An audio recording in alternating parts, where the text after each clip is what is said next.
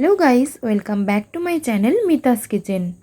আজকে আমি বানাবো একদম রেস্টুরেন্টের স্টাইলে চাউমিন রেসিপি। অনেক ব্যস্ততা থাকার কারণে আমরা কিন্তু রেস্টুরেন্টে গিয়ে সবসময় এই রেসিপি খেতে পারি না। বাড়িতেই যদি এই রেসিপি তৈরি করে নিতে পারা যায় তাহলে সেটি স্বাস্থ্যকরও হবে আর সময়ও বাঁচবে।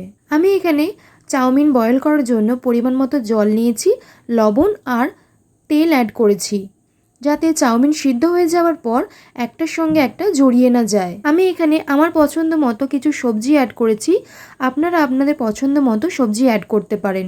সব সবজিগুলোকে কিন্তু খুব সরু সরু করে এইভাবে কুচিয়ে নিয়েছি।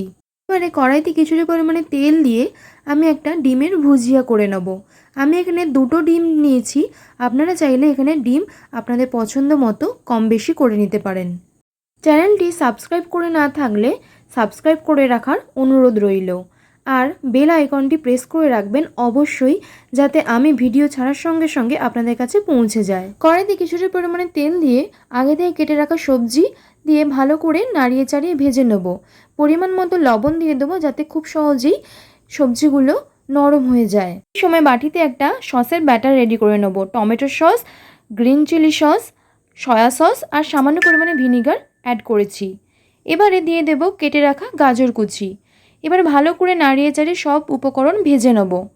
দিয়ে দিয়েছি কিছুটা পরিমাণে গোলমরিচ গুঁড়ো। গোলমরিচের গুঁড়ো দিলে এর ফ্লেভারটা খুব সুন্দর আসে। এবারে দিয়ে দেবো আগে থেকে কেটে রাখা ক্যাপসিকাম কুচি। ক্যাপসিকাম দিয়ে ভালো করে নাড়িয়ে চাড়িয়ে ভেজে নিতে হবে যাতে ক্যাপসিকামের কাঁচা গন্ধটা চলে যায়। এই সময় দিয়ে দিতে হবে কাঁচা লঙ্কা কুচি আর পেঁয়াজ কুচি।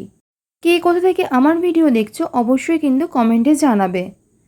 এবারে এই সময় দিয়ে দিতে হবে টমেটো কুচি। টমেটো কুচি দিয়ে সব উপকরণ খুব ভালো করে মিশিয়ে নিতে হবে। সব উপকরণ ভাজা হয়ে গেলে দিয়ে দেবো আগে থেকে ভেজে রাখা ডিমের ভুজিয়া। 2 থেকে 3 মিনিট মিডিয়াম আঁচে সব উপকরণ ভালো করে ভেজে নেওয়ার পর দিয়ে দিতে হবে আগে থেকে তৈরি করে রাখা সস। এই সময় খেয়াল রাখবে একদম মিডিয়াম আঁচেই রাখতে হবে। এবারে সিদ্ধ করে রাখা চাউমিন দিয়ে দিতে হবে। চাউমিন দিয়ে ভালো করে নাড়িয়ে চাড়িয়ে সব উপকরণগুলোর সঙ্গে মিশিয়ে নিতে হবে। দেখতেই পাচ্ছেন কত কম সময়ে কিন্তু আমি বাড়িতেই একদম রেস্টুরেন্টের স্টাইলেই চাউমিন বানিয়ে ফেললাম।